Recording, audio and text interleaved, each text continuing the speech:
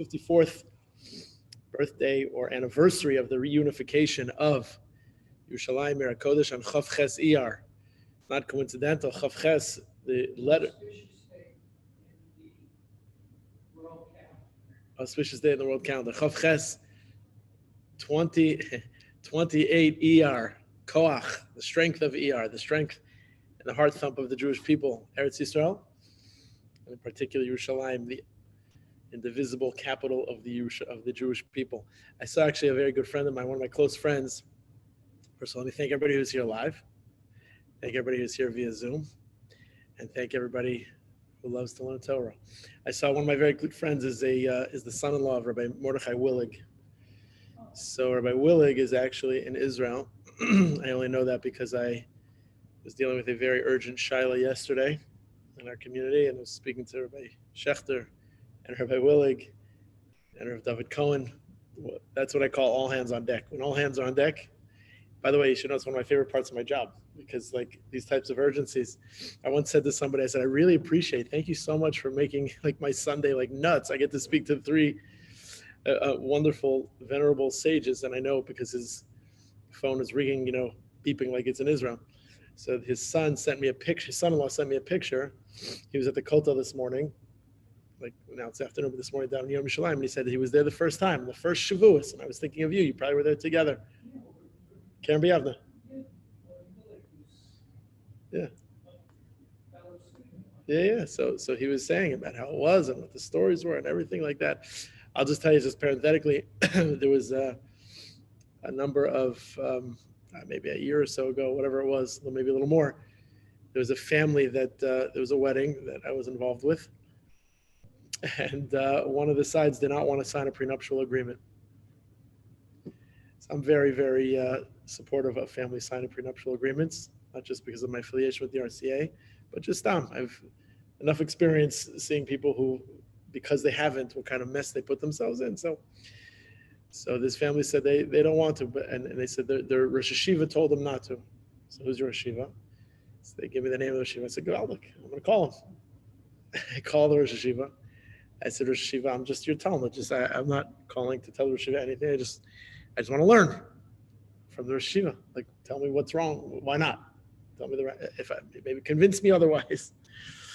So he tells me this whole thing. I say, "Okay." He tells me he doesn't like one of the paragraphs or this. I said, "Oh, I know the author of it." Who's the author? Rabbi Willig. I said, "Oh." I said, with the Rosh Hashiva mind, I'm going to call Rabbi Willig, and we're going to make a three-way phone call, the three of us, and we're going to talk about this paragraph. I said, "Sure." I want to tell you something. I had my kids, I called my kids over this. I didn't let them hear the content of the conversation. I had it's when I was loving my phone. You could three-way call everybody. You could three-way call beforehand, but I merged the call of this famous, well-known Rosh Hashiva and this famous, well-known Rosh Hashiva, and they're all on the phone, and they're talking about this RCA document, and they fixed it. Whatever they did, they tweaked it. It was a line. It was this. It could be a sentence. It was so awesome. I had it was like a Sunday night late. I was like, "Oh, this is unbelievable." My kids, look at this. This is unbelievable. My phone's fired. I said, "I'm just going to be quiet. I could jump off if anybody wants me to." They're like, "No, you can stay." I said, "Okay." It's tremendous. The winner in that story was me, because I got to hang out and I got to facilitate this conversation. And you should know something. They wouldn't have spoken to each other. Not that they're enemies of each other, but they wouldn't have spoken. I put these two sages together. One of the greatest visuals that I have in shul that I love. And please do not misquote me or misunderstand me. It's not like I love talking in shul. I don't love talking in shul. But the only talking in shul that I do like is when I see people who would otherwise have nothing to do with each other. Their worlds would never meet with each other, which happens in our shul, right? This one's from this side of the world, and this one's from another side of the planet, and they're friends. They have Shabbos meals together. They maybe go golfing together. They talk about, and they'll agree to disagree on major issues that they would never see eye to eye on, which is fine. Nobody has to agree on everything, but they become friends, and I love that. If you ask me Gibber trivia, what's the best talking? That's the best talking. That's fine. All right, but that's not why we came here this morning, to pontificate about my loves and hates, my wants and my desires. Okay, can you guys hear me okay on Zoom?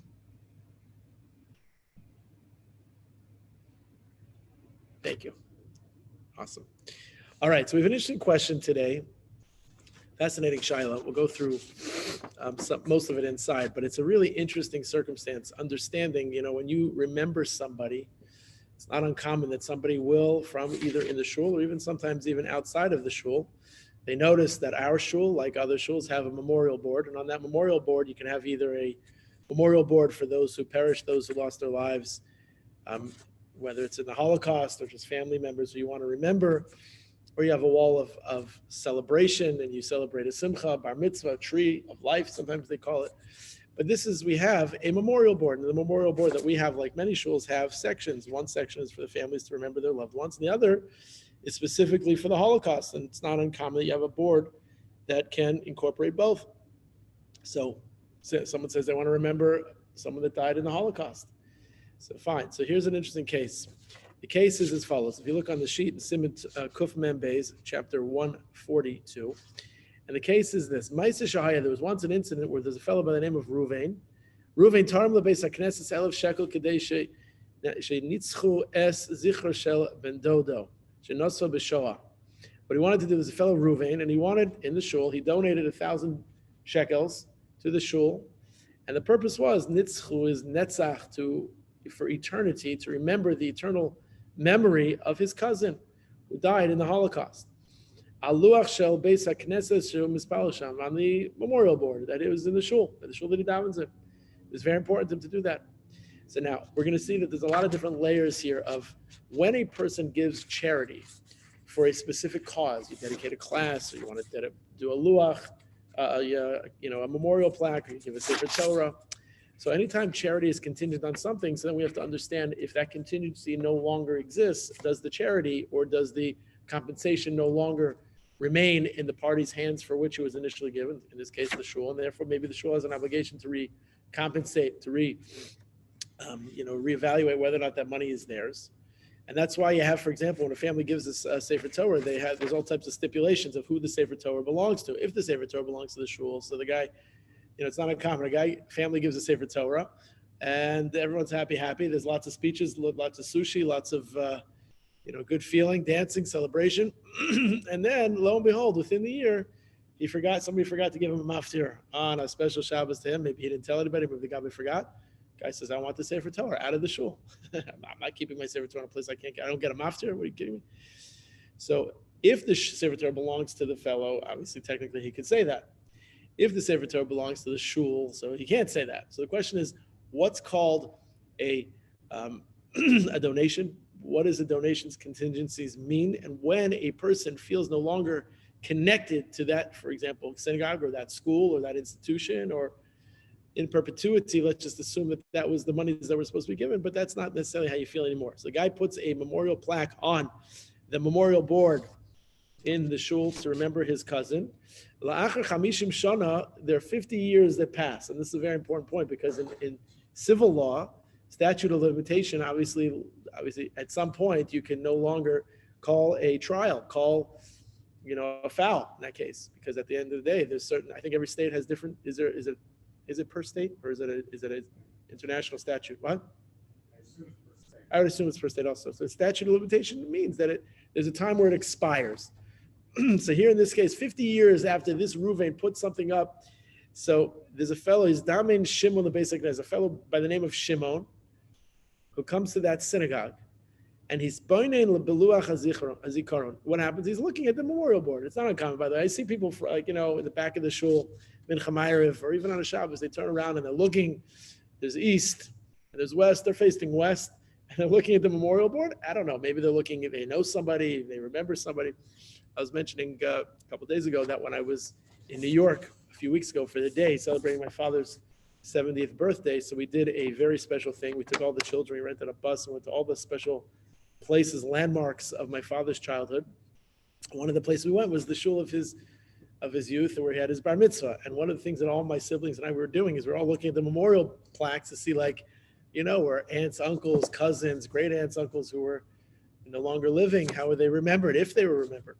So we're all looking for that. I remember one of my nephews said to me, what is everybody looking at these walls for? And to explain what it is. So this fellow, after 50 years, Shimon, is looking, and he sees Vinidam. What's Vinidam? He's surprised. Liros as Shemoshel Aviv. He sees that his father's name is on this board, Mofia Beluach and it's Safin B'Shoah on the board that remembers those who perished in the Holocaust. Now, obviously, you can have an Avraham Stern, for example, Stern, and it could be that there's another person with the same name. But I guess he assumed that it must be that it's his father. And he was like very, very surprised with that. So it's true, he says, that Aviv Aver es HaShoah. It's true that his father, he did survive the camps. However, he was in the Shoah. Ach nitzel mimena b'nisim nisim. He was saved by miracles. So Pana Shimon the Gabayim. So Shimon goes to the Gabayim. Now what's interesting is that you're assuming that the Gabbai is either the same Gabbai 50 years later, right? Obviously that's this case. Or maybe if the Gabbai is not the Gabbai 50 years later, but maybe what he's done is he's trained the next generation of the Gabbai. He goes to the Gabbai and he says, "Bikesh levar miu ha'adam she'amid ma'achure." Who's the guy that stands behind this? Who, right? And it's Achas Hashem, who memorializes this name. Who's this guy? Like, who put this plaque up? So Gabayim Masulo es Hashem. And the Gabayim, there's no HIPAA laws, I guess. There, you can give the name of the fellow who put it up who paid for it, sponsored it. So he gave him the name. So Shimon says, "Mar Elitzer Keshem Ruvain." Now he's 50 years later. I will assume that the board was put up and the plaque was put up right after the Shoah. So this Shimon, he looks for Reuven and he finds him and he asks him, "V'shalu atah netzach zichro shel ploni." Are you the guy that put up the plaque for such a fellow? Now it's interesting. Parenthetically, as an aside, let's just say you find something, you find an aveda, you find a lost object of somebody's, and you want to see how you can fulfill the mitzvah of Hashavas Aveda. So it depends on what the article is and how you are able to present or should or obligated to present that article. So for example, if you find something with no siman on it, no sign on it, so you have no obligation there's no chiyuv of Hashavas Aveda, right? If I find $10 on the floor, I'm sitting at Starbucks, find up $10 on the floor, I might want to go lifnim mishuras hadin, above and beyond, and try to see if, hey, I see that person, he put his hand in his pocket to pull out his keys, and this must have pulled out this $10. I know more or less who I think it is. I can go run up to that person, and I will still have a mitzvah of Hashavas Aveda. Because I'm not obligated in the mitzvah of Hashavas Aveda, doesn't mean I wouldn't get schar if I was able to fulfill the mitzvah of Hashavas Aveda. The question only is, if let's say you can't and really don't know, or you don't trust, if I make a hachraza, if I make an announcement, I say, okay, can I have everybody's attention here in Starbucks? Anybody lose $10, right? If you don't trust, like, oh yeah, that was my $10. Like obviously, you don't trust the truthfulness of the people. Maybe you do, maybe you don't. So, but if it has a siman on it, so then you have obviously the mitzvah, and then you have to then go about having people identify the siman. So you can't say straight out, are you the one? Because maybe there was a lot of people with the same name. So he says, are you the one who put the plaque up with this name? And the guy says, yeah. Reuven answered yes. By the way, not only did he find the fellow who put up the plaque, but you know what else he found? He found a relative of his. He found a long lost relative, which you were talking about when we came in. Like, something very, very special about that. You're talking to somebody, you find this person, and who knows what that conversation, we don't know about that. That's like the backstory. That's the part 2 of the story, which we don't know. So he answers him, yeah. So Amar Lo Shimon says, you should know. I want to give you some Besuras Tovos. I want to give you some good news. I want to tell you, Ki, Od Yosef Chai. What's Od Yosef Chai? Like Pasuk in Chumash. Od Yosef Chai. Right? Od Avichai. Yosef's Chai. Yaakov's Chai. It's a way of just the Torah reminding us that, yeah, even though you thought that they weren't living, they are living. You thought Joseph died. So the brothers said to him, not only did he merit to survive, but you should know that he also merited to establish a family. And establishing a family, I'm his son, one of his children. So imagine like that family reunion. Imagine what that was like. But meanwhile, he's telling him, so now, this is where things get interesting. This was something that the whole community then was talking about. What does that mean? It means that's the talk of the town. That's the talk of the day, I should say. That was the news item of the day.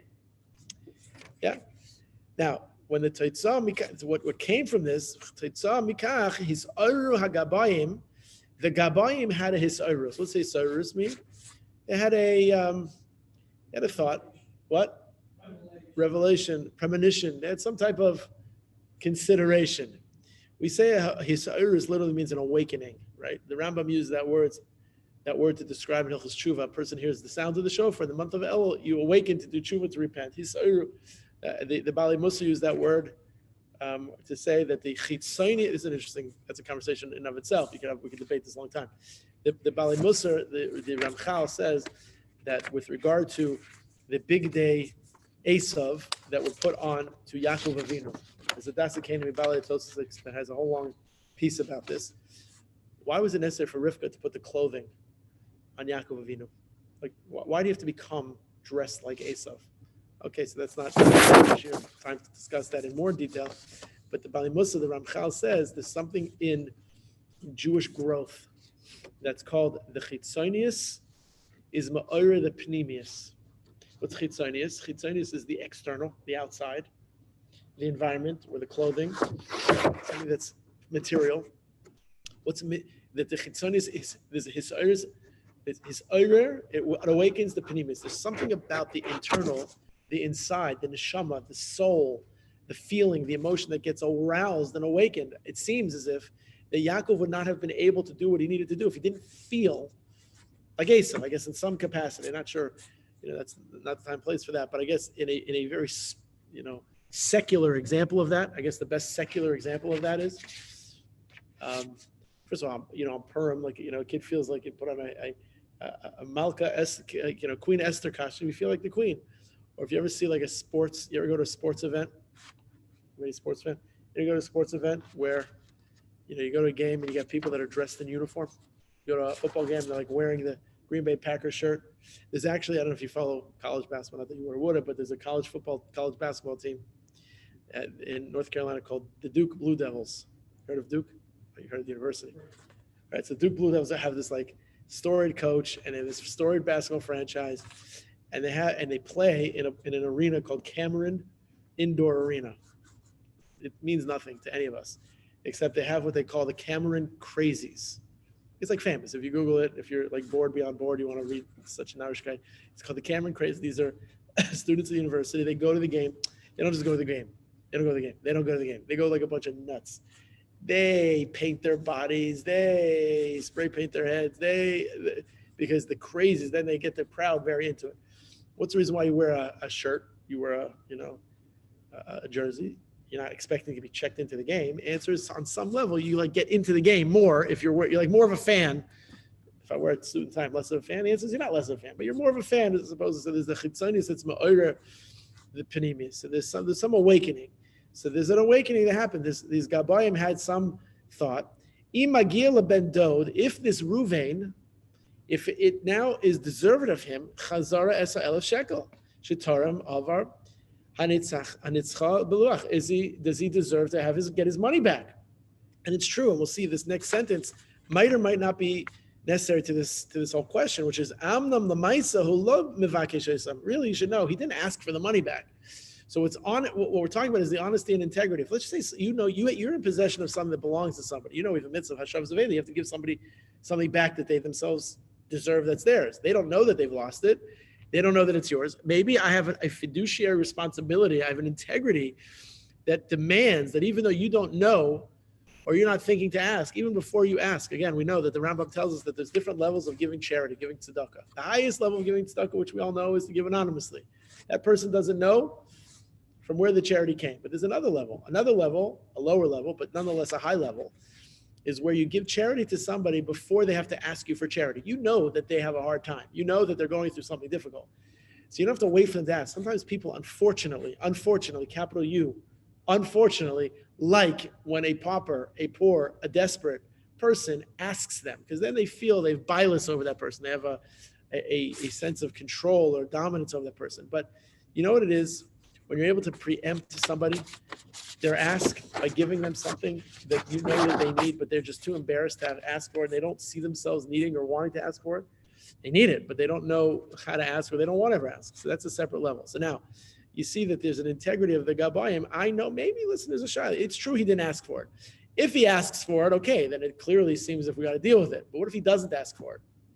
I don't think there's no less of an obligation if there's something that's true and right and obligated, so you have to do it. If it would be that he would ask for it, so first of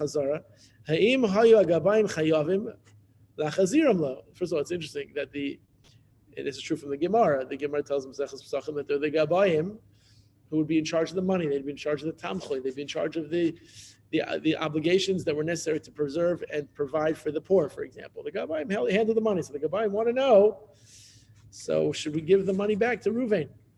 Yeah, the plaque was put up. It's clearly not true what he did it for. So if he did, he did it for a reason that doesn't exist anymore. Maybe he never would have done it. So therefore, that's number one. And number two, this is a second part of this. Second shayla is ha'im limchek es Hashem miluach hazikara. Do we have to erase the name that's on the plaque there? Now, it doesn't say that it's not, it says that here is, I guess, a section of people or it says about this fellow that he died in the Shoah, but he didn't die in the Shoah. Do you have to erase it? Do you have to change it? What if the guy wasn't alive?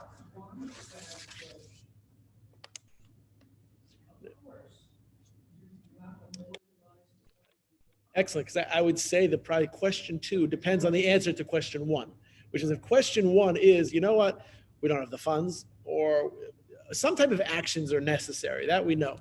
Either they say they don't have the funds, or they say that really maybe it's statute of limitations and I don't have an obligation. It's 50 years. Like, what are you kidding me? Like, if we did that, if somebody knocks on the door 50 years later and the shul says, by the way, I don't know about that donation I gave you. Like, what do you think? We're holding out to that cash? Like, are you serious? So maybe it's now no longer theirs. Now they want to know if they're not going to, either they don't have it, or even if they have it, they feel like it's like, okay, maybe they don't have that obligation to do it. But maybe there's a second thing, is if in fact it really was, is it called a mekach tois? The Gemara discusses what's a mekach tois. Mekach tois is a business transaction that was done mistakenly.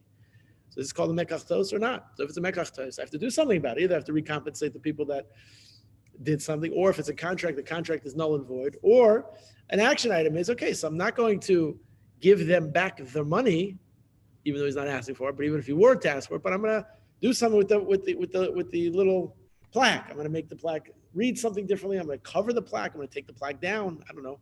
I was wondering if there's sort of a related issue where you often have the case when these big philanthropists discover they are so great. I remember they gave a lot of money to Jewish institutions, JDS or something like that. What do you do? What do you mean they weren't? It's a big plaque saying they're not around. Oh. You're saying somebody gave. Yeah. It's unfortunately so frighteningly familiar. It's so sad that that's a familiar thing. Ugh. The question is, for those who can't hear Mark's question, is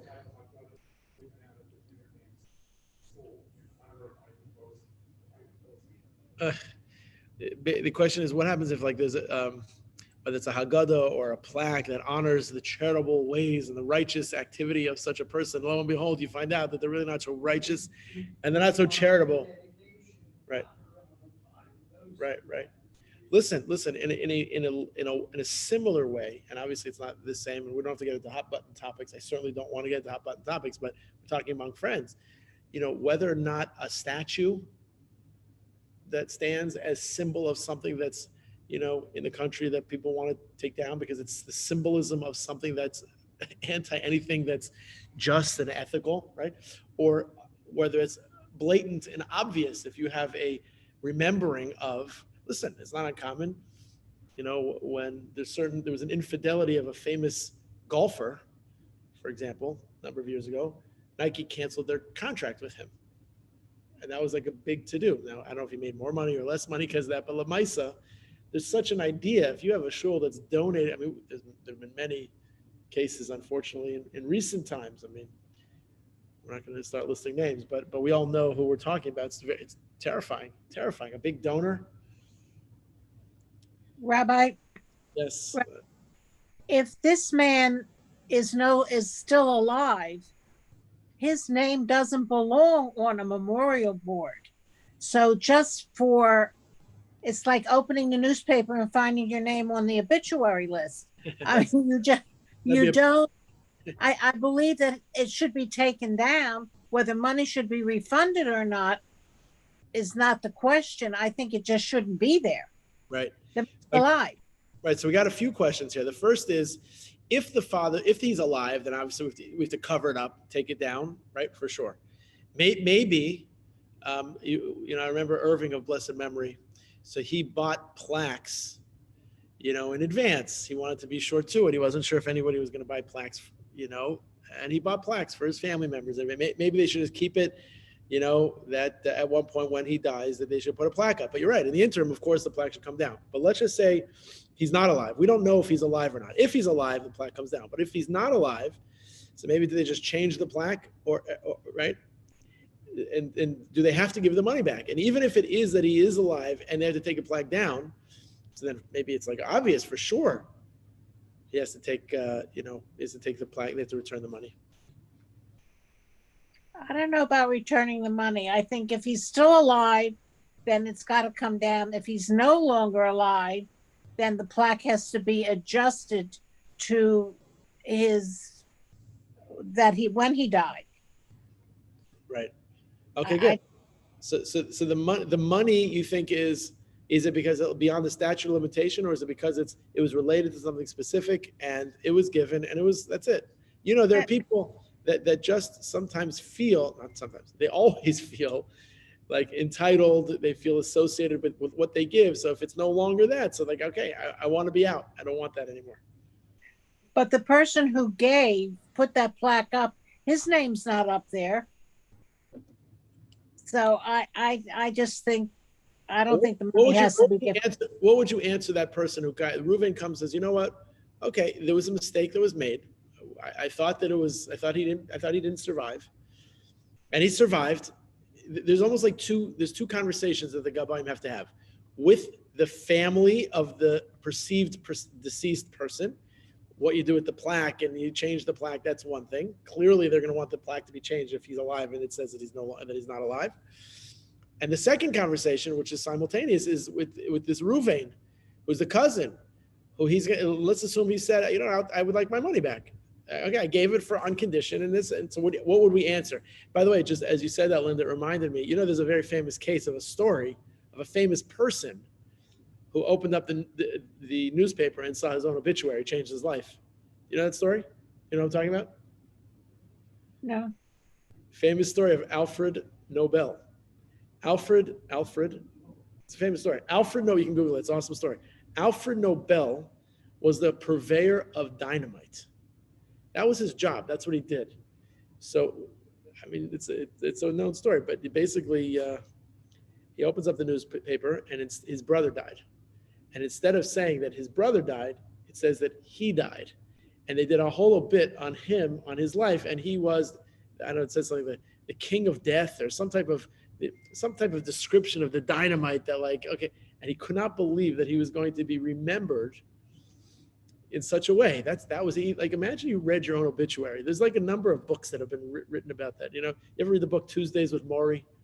Right. It's something similar like that. Or Mitch Albom, Mitch Albom, he had a few books like that.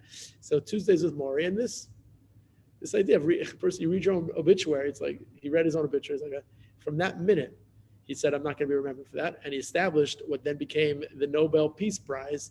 It's from him, because he said, I want to live a life that's going to be remembered, not for one who created a stick of dynamite that blows up and causes death and decimation and destruction, but I want to be remembered as the purveyor of peace and accomplishment and a sustaining of humanity. It's a very powerful story. So for sure, if this, so I think there's two conversations that are had.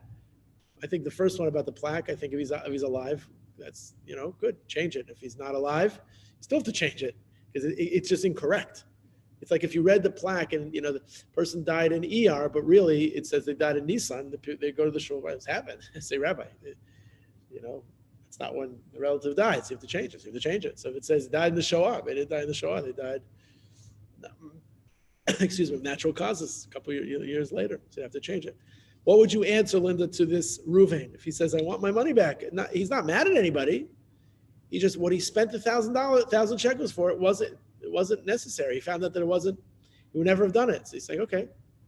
What would you answer? What would anybody answer him? If you want to say. I have another question. So let's say Reuven didn't come and say, I want my money back, and he just found out, but it didn't occur to him he could. What is the obligation of the shul? Should they bring it up to him? Right. So that's the question that they're wondering. The Gabbaim are saying that the question is their consideration. They don't know if Reuven, first of all, maybe Reuven's not even alive. What if Reuven's not allowed and his children want it? Right? Is there an ethical responsibility of a synagogue, of gabayim, of leadership, to in fact invite knowledge to others that I have of something that might be rightfully yours, or if I'm quiet about it? That's a very big ethical question in general. Certainly, you're talking about part of the reason why it's an ethical question, Carol, is because there's something about private money, and then there's something called communal money. This is communal money. So therefore, communal money has different rules in the game. Right? If I privately want to forgive somebody's unfaithful practice to me about something that they did, that's my business. But once there's something vis-a-vis shul, I have an obligation I think, at the very least, to maybe contact that person, make an effort towards that. Reuven's not allowed. What about his next of kin? Trust me, his next of kin, who might or might not be affiliated with the synagogue or a synagogue, they get a phone call. If they get a phone call that, there's 1,000 shekels that is really waiting has your name on it, they'll probably be very happy. Maybe it's a very big Kiddush Hashem. I would actually add as a hisafa, Carol, to your questions, what happens if the shul doesn't do it, and then the family finds out that the shul knew about it? Is there a chilul Hashem? Is there a right? Maybe the obligation is like, how could you not have thought of that? Why didn't you deal with that?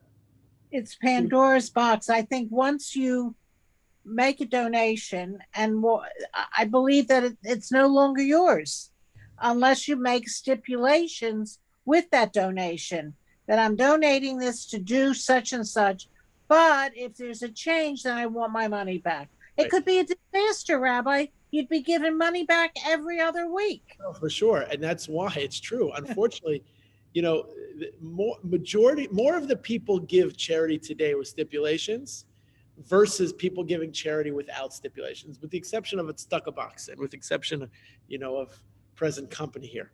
You have to really learn part of giving charity to organizations.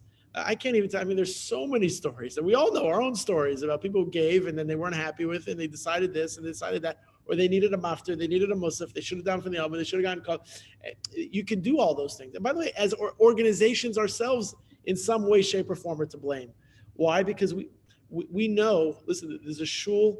I don't want to start naming shuls, but there's a shul that will remain nameless. As a fundraiser, they have. They give lots of things, and they, with ornate promises, to the extent that your charity comes with this, that, or the other thing. Even to the extent that maybe you get 2 tickets to this, or you get 2, airline tickets. I have no idea what it is. There's some type of incentive. Now, maybe obviously having an incentive is permissible, but it's true. Like if let's just say, lahavdil, you make an investment in some type of business, and you realize you make an investment. There's 2 choices. There's 2 possibilities. Either it's going to have an upside or a downside. When you invest, you know that there's a good chance that it's just like there's a chance when you buy a lottery ticket. There's more of a chance you're not going to win than you're going to win, but there's a chance. There's always a chance. And once there's a chance, so when you give charity, really it's dependent on nothing. It's supposed to be dependent on nothing. It should be dependent on just the mitzvah. It's dependent on nothing. But unfortunately, many times, whether it's people or institutions, create circumstances where it's dependent on the ability to have something more. And those are nice perks, bells and whistles. But when those bells and whistles and perks are no longer, or in a situation where the reality of which you gave something, in this case, a memorial plaque, didn't really happen. Okay, so I gave charity, but it does depend on how you gave charity. If you gave it Leman charity, so then it's charity and then it's gone. If you gave it not Leman charity, but I gave it on the condition. So that's a Gemara concept. Here's a very interesting Gemara concept. Ready? I've thrown out a lot of Gemara concepts over these past many weeks, obviously over this series. But here's a Gemara concept. And when I say Gemara concept, it's really like language. It's language that we use. It's if we were like in a law school, lahavdil, we would have language that would apply like tort law to like how we consider things. So there's something in Gemara, in the lexicon, in the language of Talmud, that helps us consider what we do in the, dealing with the Pandora's box, Linda, like you're saying, or dealing with the minutia of the various details and the complexities of details. So there's something called an umdana. It's a fun word. What's an umdana? So an umdana means like what? An assumption or an expectation. So what is your assumption? We have to base something on something. And that's the Hebrew word, or it's actually an Aramaic word. It's called an umdana. And that Talmudic concept is like, what do we base it on? What did that person think? And based on what they thought at that time, does that then conclude the case? Like otherwise, like you said, Linda, you'll be returning money left, right, and center to people or you'll be changing status with people constantly. And umdana is very, very important because an umdana means that we take into consideration only as much as we can take into consideration. And at some point, there's like, all right, adkan, like how much could a person possibly do that? We have the Mishnayos, for example, Maseches Yuma, which we're learning in the Daf Yomi now. We know that the Kohen Gadol, they would prepare the Kohen Gadol for Yom Kippur. Well, what kind of provisions were made? So one thing that they would do is they would get an assistant Kohen Gadol ready. Why? Because if the Kohen Gadol goes into the Kodesh HaKadoshim and it doesn't work out for him because he's not righteous and he dies, they need a second one tachtov. They need a second Kohen who's going to now be promoted to Kohen Gadol. Now, what happens? We know that the Kohen Gadol also, not only does he repent for himself, but he also repents for his Basi, right? We know that we read Ana Hashem, right? He repents and does shuv for his household. Now the Gemara says, what's Basi? Basi is his wife. So the Gemara asks, wait a second, you prepared a second Kohen just in the event that maybe Kohen Gadol is not righteous and he dies. Do you prepare for him a second wife? It says a plucked in the Gemara. Gemara says, yeah. You prepare. So then the Gemara says, there's one opinion. What does that mean you prepare another wife? We just had in the Daf Yomi several blot. What do you mean you prepare another wife? They get married? So if he gets married, he's married to two wives. You can't marry two wives. And if he gives her a get, he can't marry another woman if he's a Kohen, right? So what happens? There's a whole shakla v'tarya, there's pages and pages of the Gemara, like you do it on condition, and it means this, and if this happens there, and it's like a lot of details. And then the Mishnah ends, and the safe. Like, what are you going to do? And what if that wife doesn't have good midos? So you're going to have another wife? How many wives are you going to prepare for the Kohen Gadol? Like what's happening here, right? There's a limit to what anybody could do. And that's a concept called an umdana. And an umdana is not just how the Gemara thinks about cases of logic, but an umdana is like what you have to use your seichel, even when you deal with people, right? In medicine, I'm sure you've had an umdana is like, what's your expectation? What are the facts in front of you? Like, you can't predict what's going to be. You can't really know the history. Like, you can know there's an intake, but you can't know like how they were 20 years earlier necessarily. An umdana is like what I have in front of me. And that umdana is how you draw conclusions. And at the end of the day, if there was a lawsuit about a choice that you made, at the end of the day, like an umdana would protect you because like what if you would be obligated to be a navi, that'd be one thing, but you're obligated to be the best you could be. Question came up, I recall also, like the Bernie made up. He gave millions of dollars away to institutions, Jewish institutions, and it was illicit money. And the government was pulling back. Right. And making Hard. these institutions already spent that money on building. Yeah, that's a hard topic. That's a super hard topic. Super. You could say from the institution's point of view. Of course. Well, there was a Oh, 100%. Such a hard topic. That is like, I was dealing with such a hard shaila yesterday, and I was speaking to a colleague, rabbi friend of mine. He said, Rabbi, that is like way past my pay grade. I don't even know, like, I've never even heard like of anything like that. And I said, well, at least I'm not alone in that. And then I spoke to one of those three rabbis. I'm like, wow, what kind of crazy case? And it was a case, the only case. That's such a hard story. You know what that brings to mind, and obviously it's a very big difference. Once monies are spent and buildings are bought and chairs are determined and programs are sponsored. That's a hard shaila. I don't know, what are you going to like undo all that? Like, how do you deal with that? But I would just say, I saw actually, there was a little, I don't know, on one of my family chats, one of my siblings put on a post of a picture. He's a big sports fan. So my brother was showing that there was a Chicago Cubs, I think it was Chicago Cubs fan, who was a man who brought his little son to the ball game. And it was like the child's first ball game. And he was sitting in the bleachers behind like the ivy at Wrigley Field. You know what I'm talking about? You know, the ivy. So it's an iconic stadium, Wrigley Field, for the Chicago Cubs play, and it is the ivy that's like on the outfield wall, whatever. And not too much to do about so these silly things. Forgive me, I'm sorry, but it's like a famous iconic sports cathedral of baseball. Anyway, so what was the caption?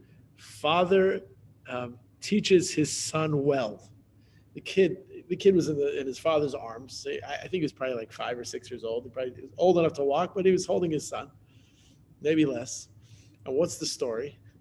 The story is that if you hit a home run, if the opposite team hits a home run, and you get the ball, you know what it is to get a ball when you're a kid. You know what it is when you're an adult. I mean, you see people, like when if you ever watch bloopers, guy has nachos, he's got a beer, he's got a soda, he's got his wife. A ball comes, everything's like, forget the wife, forget the kid, forget the nachos. Boom, I'm getting a ball, which you could buy at the gift shop for like $1.50, right? But I got to get the ball. And the guy has like, he needs like reconstructive knee surgery because he flipped over the bleachers, but he got a ball.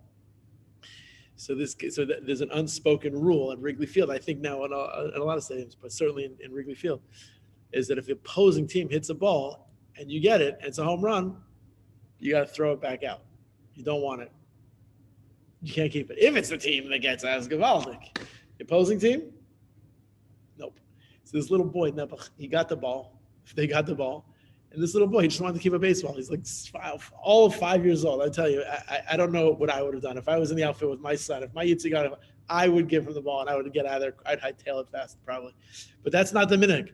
The minhag hamakom is that if the opposing team hits the ball, you got to throw it back because I don't want it. I can't want that. It's like, treif.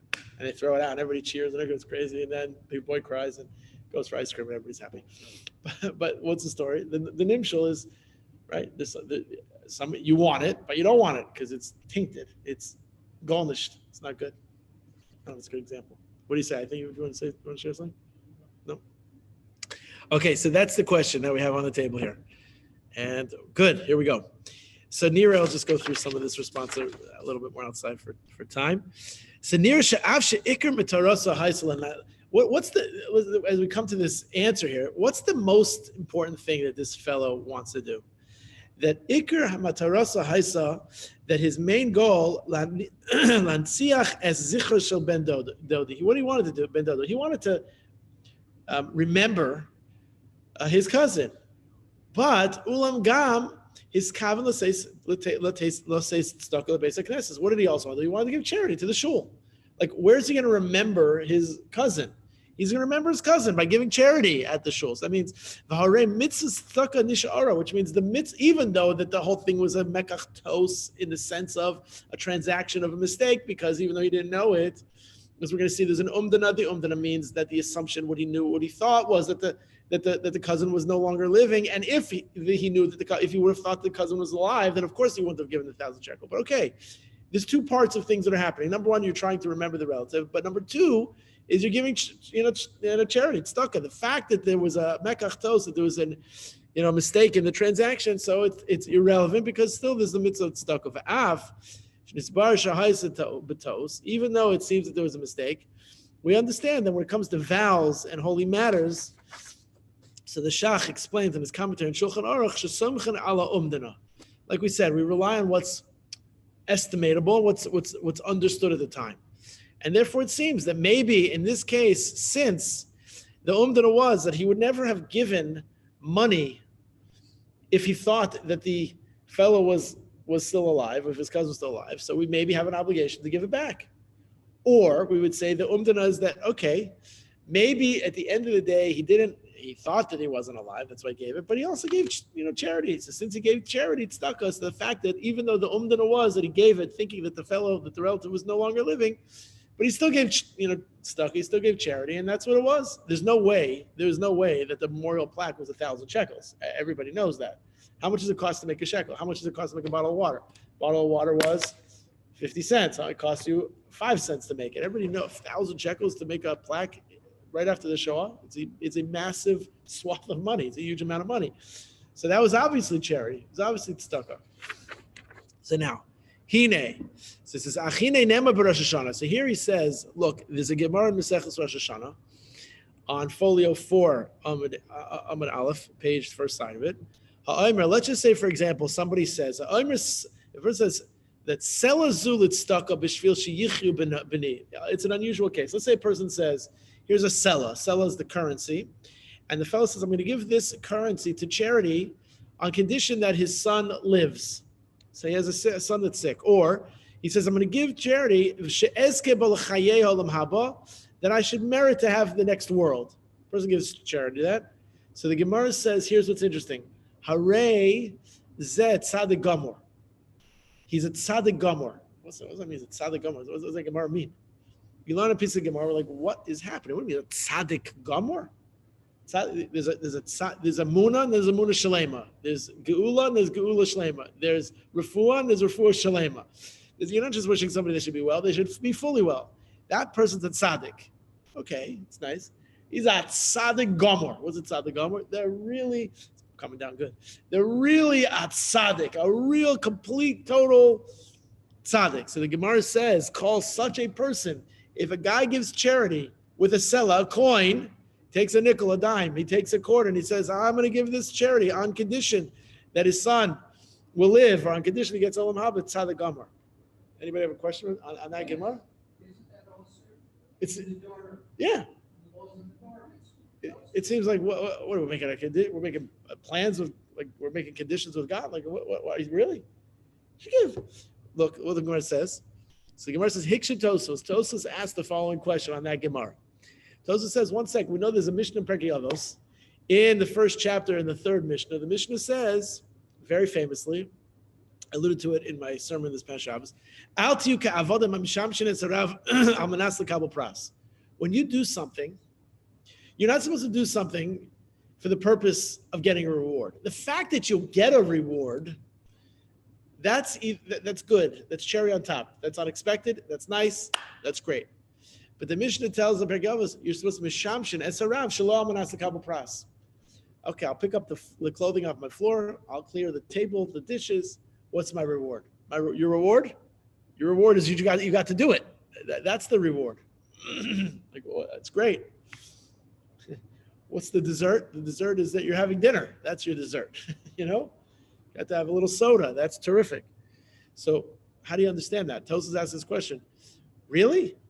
If the purpose of me doing things is not that I should receive reward, I'm supposed to do it for altruistic, genuine, not connected to anything purposes, but this guy's stuck on the condition that his son lives, or on the condition that he gets olam haba, that's a condition that that's not ideal. You're not supposed to do that. So he answers by saying, good. There's a difference between umos ha'olam and Yehudim. Now, that's a broad statement, obviously. It's a very big assumption. But he explains that there's something that's called shetoin al harishonos.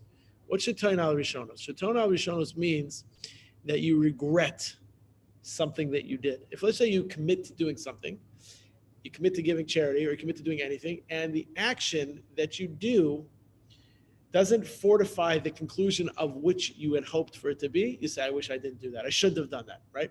So that's not a Jewish concept. You're not allowed to do that. If you give charity to something, and I'll give you a perfect example. Last week, there was a woman who makes a meeting. I never met this one before. She called the office urgently has to meet with me. It's an emergency. It has to do with some of my members. 15 minutes. She comes in and she meets with me. So she says to me this whole story. She said, I was trying to do a mitzvah with one of your members. Blah, blah, blah, blah, blah, blah. And look what happened. She's telling me about the unfaithful practices of one of my members. Okay. And that it's not a mitzvah. So I tried to explain, and then I understood why she came to my office. I said, no, that's not true. What another person does doesn't take away your mitzvah. It's still a mitzvah. You can't regret the fact that you did something nice. You could feel bad that it didn't turn out the way you wished it to turn out. You can't give money to the pushkin and say, dang it, I should have done that. Because you lose the schar, you lose the reward. That's called, that without a principle, Shetoin al Rishonos says that umos olam, that's the custom of umos olam. But Yehudim, even if he gives charity that his son should live in this bizarre case, but it's not a bizarre case because it's tzaddik gomer, you're still not allowed to say, okay, you should never have done that. If let's just say that the child doesn't live, he can't say, see, I should never have done it. You see sometimes people, it's not uncommon, you'll see, Rabbanim will see that there's somebody who hasn't been to shul since you know them, right? All of a sudden, Mincha Ma'ariv starts coming to shul. And then shachas are coming to shul. Then they're coming, so like you meet with them, like, hey, what changed? Like, yeah, they hit some hard times. Business wasn't great. Things aren't working out. So I'm going to come to shul. Beautiful, very nice. Then they stopped coming to shul. I'm like, what happened? Like, well, I came to shul and I was expecting my business to turn around and like didn't turn around. So God's not here, or God doesn't want me here. So I'm like, okay. Everything is, people have like a lot of strings attached, a lot of contingencies. Didn't work out. Didn't work out for me. So that.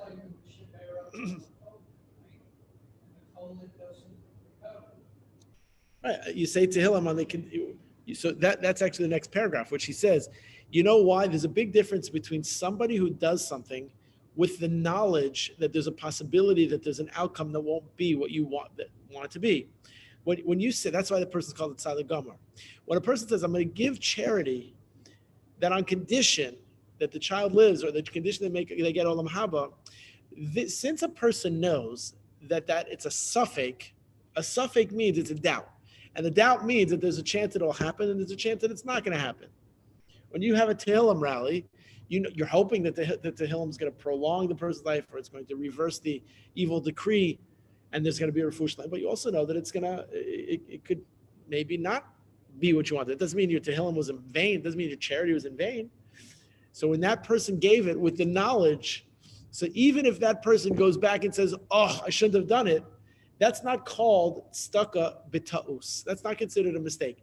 The only reason why you'd be allowed to give somebody back money that's theirs is if it was really a mekach ta'us, if it was really a business deal that was wrong. If a person did something they shouldn't have done, that which they had a full knowledge, right, without any suffix, without any doubt. And that's the difference, because in a case where a guy gives charity and he says, Almanas, on the condition this seller goes to the tzedakah box on condition that the child lives, that person has to know that there's a chance that the child's not going to live.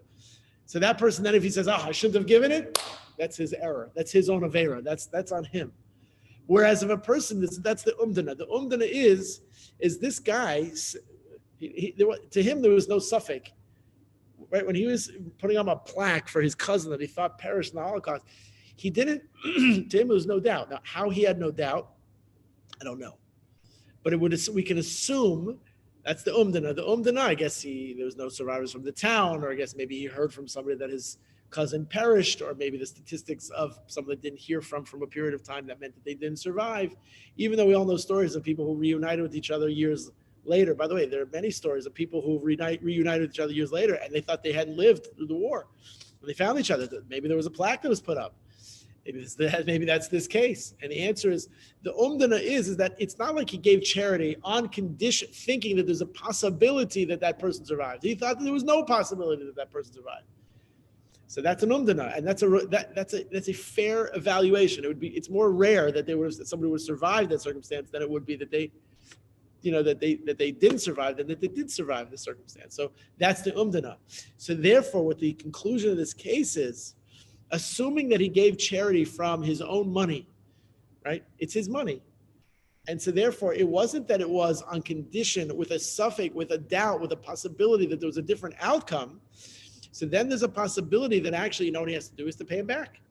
Technically speaking, it was really a tos. If it's a mistake, if there's a mekach tos, if there's a mistake that happens, that me'ikr hadin, from the letter of the law, there's no statute of limitation in this case here.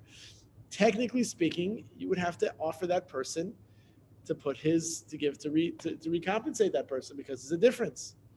Even though he would say, it's not that he's regretting that he did something. Even though we have a concept you can't regret a mitzvah that you did, he's not regretting it that it happened. He wouldn't have done it if he knew that it was the other circumstance. And he only did it thinking that it was, the umdana was that he thought for sure that the fellow didn't survive, that the relative didn't survive. Now, the last paragraph here, this is a very interesting, very important part, because this is lamaisa. Lamaisa means like practical Jewish law. Like, what do we do? So practically, he says, we'll read this last part together. Za'ach imhu bal nefesh. Now, what's bal nefesh mean? Bal nefesh is a way of describing a person who has, I don't know how to say that in English. He has an elevated way about him. The Bali Musar explains, or the Ramchal says, the bal nefesh, a person who wants to grow, a person who desires spirituality. Here's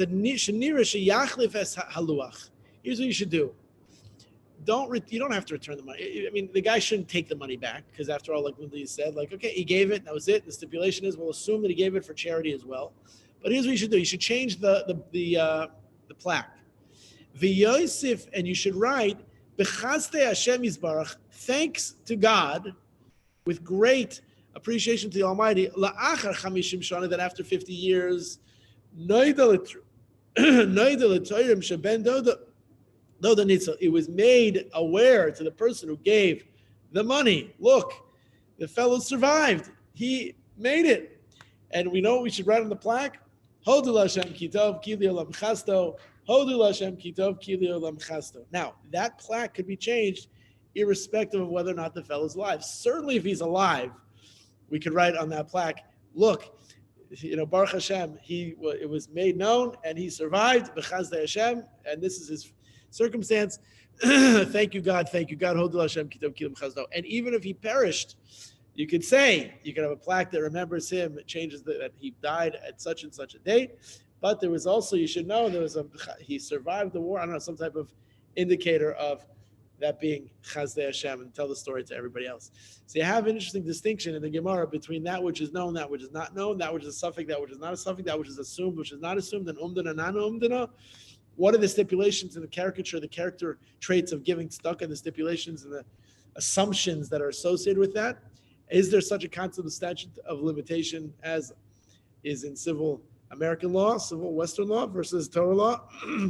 And in what case do we have a personal obligation, even though somebody doesn't themselves ask for it, to do what's righteous, to do what's right, to do what's proper, to do what one should, to make somebody whole as a function and as a formality of being Mekadosh Shem Shemayim. So there's a lot. What do you say? I love the rapid feedback.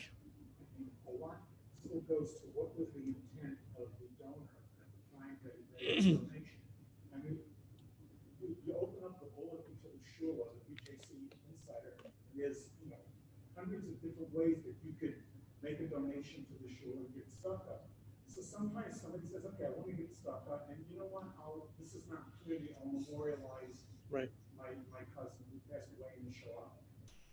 So the original intent may have been, I want to get tzedakah, and I'll use this as a vehicle to memorialize that individual. And I think that's different from someone who says, just going around and saying, okay, I want to find a way to memorialize my cousin, and what's the best way to do that? So he decides, okay, I'll do the one.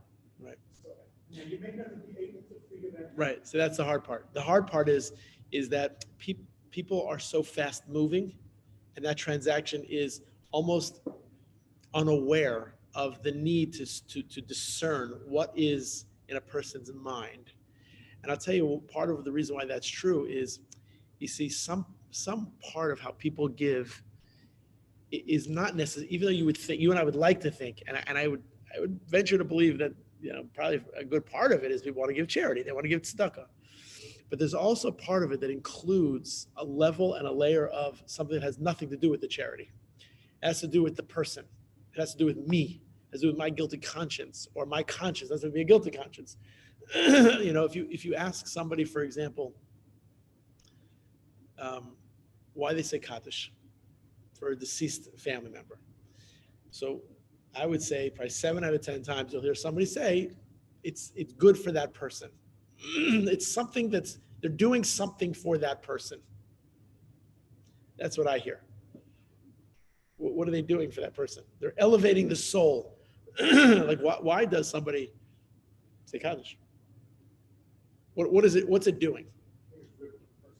Right. So it might be that there's a multiplicity of things that are probably happening. For sure, it's therapeutic, cathartic, connecting, essential, right? For example, all true. But let's use that in the charity example. Like, maybe somebody is doing something for themselves to get ahead, to be part of a social group. I don't know. Right? We all know that if somebody had a choice to do something anonymously versus not doing it anonymously, people tend not to do that, even though that's the highest level of doing it, because we're all human, and everybody wants that person to know, or the people to understand like what it is. And it's not part of why it's permissible is to be able to encourage other people to do it. It's beautiful. I don't take that away. It's being mizakis somebody to do it. But part of what it is, it almost had, what does it mean that it's for the soul? So on a very spiritual, mystical level, we believe that learning Torah and davening for the Amid and saying, tefillos are a merit for the soul in the sense that their descendant turns to God, connects to God, and that's the merit. We don't know what it means that it's good for and gives to them. We don't know what nourishment means in the world of afterlife, but we understand on some metaphysical, mystical way that it's something that's very positive, and we do it. But what's important to the person who's the sayer of it? Clearly, it's a connection, it's a relationship. It might be, working out kinks and hard emotions that have been, had over a lifetime. But here's one less known reason. And that's when you get to the altruistic, genuine, unadulterated, authentic reason of things, charity. Like, you could give charity just because I want to give charity, right? That's the best way. Just think of the words. Iskadal v'iskadash shemei Rabba. Just those words alone. What do those words mean?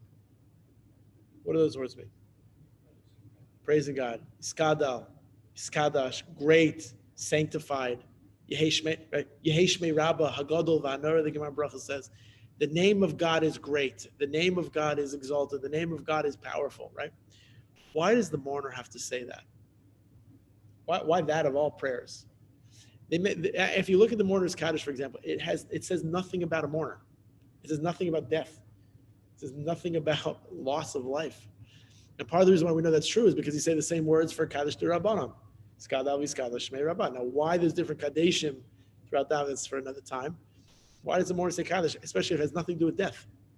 And the answer is Iskadav Iskadash, that the person who's the petitioner who felt loss and feels loss, they feel a richuk from God. They could potentially feel distant from God. How could God take that? So they have to remind themselves and be mechazik themselves and strengthen themselves. Iskadal v'iskadash shemei Rabbah. It means that even though there's loss and even though there's richuk and even though there's distance, the ways of God are just and the ways of God are right and the ways of God are with love. And that's not so easy for people always to feel. And it's a year or 11 months spent reinvigorating that feeling. And that's a merit for the person. And that's a merit in part of also for the deceased. So we see that, sure, ideally, people should give. That doesn't mean you shouldn't sponsor things for people and remembering things. It's great. And it does encourage other people to give. But at the backbone, I would say, of any type of anything, it should be I'm giving it for charities and charity's sake. And when you give it for charity's sake, then it's not a shayla. Because you gave for charity's sake. Okay. All right. It didn't happen the way it was, but I still gave charity in Shalom Yisrael. All right. I have another question. So I understand. So you're giving tzedakah, so you shouldn't really take it back. What happens when people make a pledge, and maybe they don't follow through on that? Yeah, that's a very, very intense thing. The Gemara talks very strong and stern about somebody who makes a pledge and does not. The Gemara, it's a pasuk in Chumash, but the Gemara elaborates on a person who makes a pledge and does not pay it. It's very unkindly about a person. It's not good. Not good. A person who pledges with their mouth has to fulfill that pledge. It's rough. Rough description of such a person. Got it. So you have to Genevas Das, yeah. It's Genevas Das, Genevas Mammon, yeah. But the Gemara says that such a person is seen in heavens or seen by the people in a very unkindly way. So sure, when people pledge, unfortunately people pledge all the time, and they have to be reminded of their pledge. When you pledge, it's like, what you say out of your mouth it's like you can't get that back in. So you have to be very, very, very careful. Now, we make mistakes. That doesn't mean you do it intentionally. So if you make a mistake and you're reminded, okay, so it's not like you're not a sinner in that sense. If you're reminded, listen, we've got a lot of things on our plate. Sometimes you forget, and you're reminded. And when you're reminded, if it's true, then you do it. All right. So we just concluded with the rains stopping. So now it is safer to leave the Beis HaKnesses, to leave the synagogue, and. To Linda, Carol, great spending this morning with you. Next Monday, we are not going to have our class for obvious reasons. And we're going to have a class at 1 a.m. Everyone's invited to join us for that. I wish everybody a wonderful Monday and a wonderful rest of your week. Be blessed, be happy, be safe, be happy, be holy. Speak to everybody soon. Thanks so much for coming. Thank you, Rabbi. Have a good day.